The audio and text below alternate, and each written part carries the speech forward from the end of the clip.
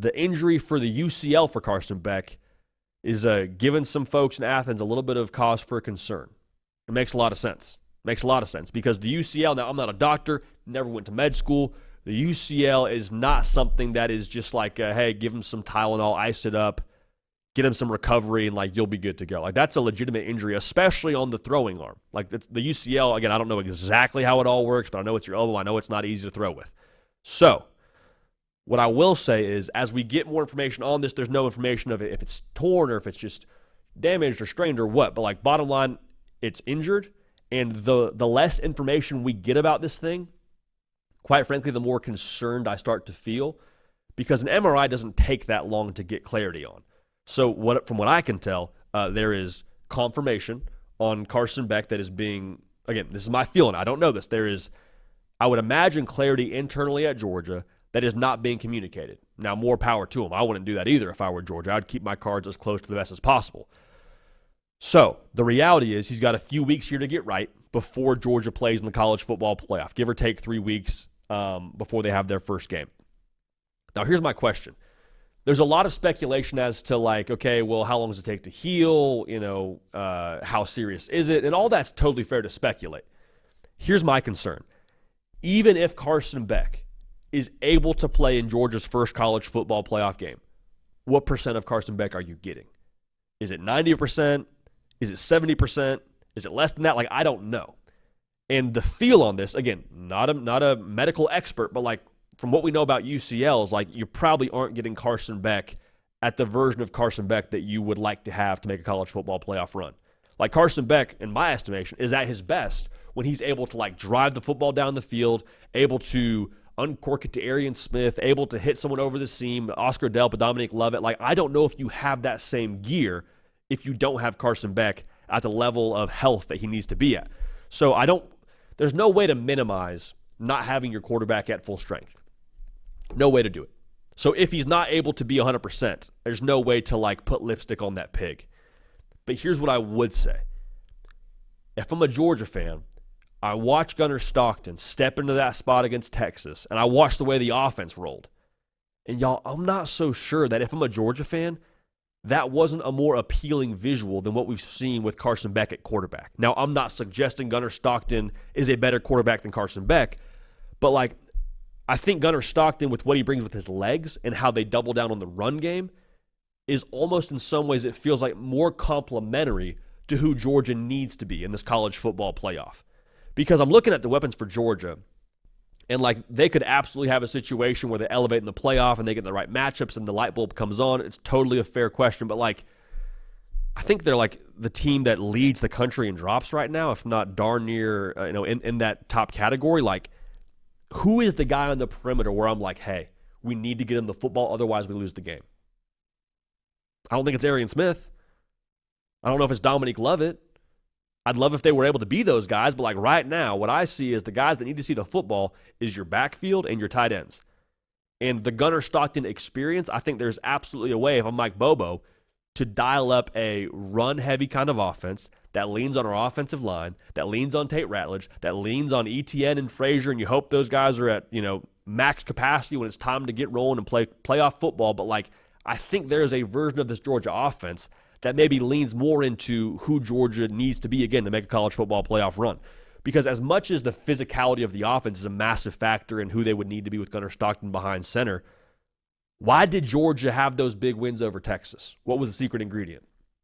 It wasn't the offense. I mean, the offense did their part, but it wasn't the offense. It was the defensive line, right? I mean, I think Georgia had somewhere in the neighborhood between 2 games, like 13 sacks against Texas. That's a good offensive line in Texas. So the way that you maximize your defense is what? Not putting them in tough situations. Shortening the game.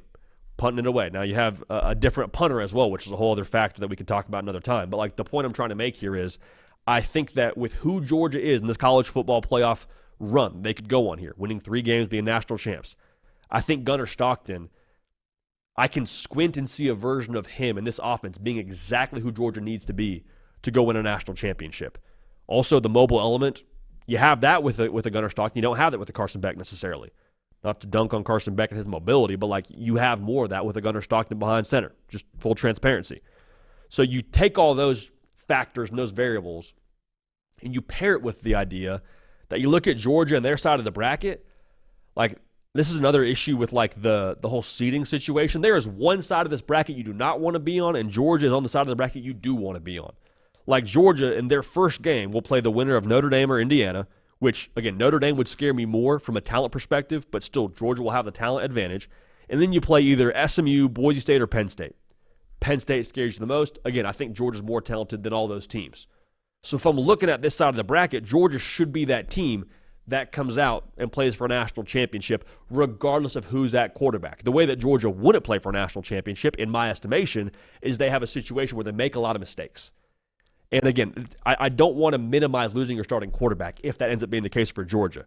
But Carson Beck wasn't exactly lighting the world on fire this year for Georgia. Now, he brought him back at some key points. 100% brought you back in the Alabama game. I think he's a big reason why you won the Georgia Tech game. There's no way around that. But, like, if you were to take a total picture of what Carson Beck has been this year, put a grade to it. B-. Like, 28 touchdowns and 12 picks doesn't exactly scream winning football to me when it comes to this college football playoff.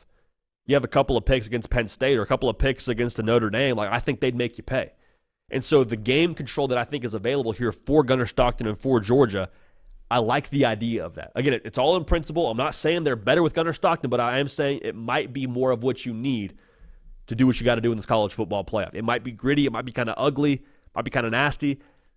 Y'all, I think that's kind of who Kirby Smart wants to be, if we're just going to keep it a buck here. I think that's kind of Kirby Smart's MO. Last thing I'll say on this, it's tough to rely on this as a thing that will be consistent throughout the course of the college football playoff.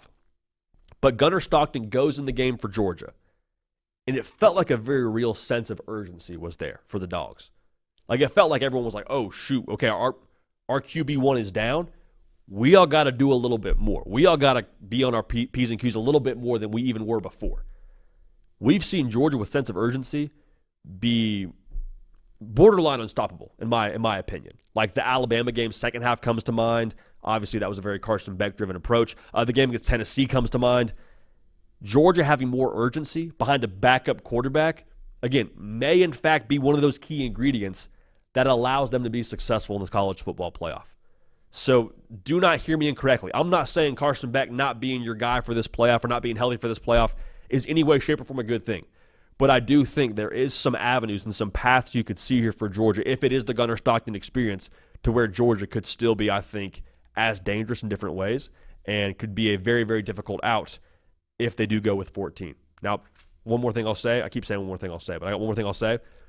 The interception at the end of the game there, I'm going to go ahead and chalk up to not having the experience with that unit necessarily from Gunner Stockton, not having the big game experience exactly.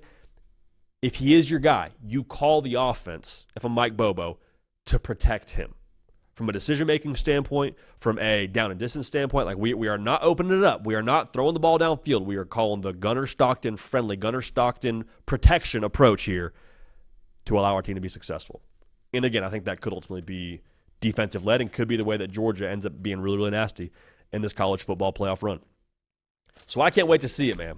Cannot wait to see it again. We hope and pray that Carson Beck is ready to roll, and we're going to obviously talk about that more as we get more and more information.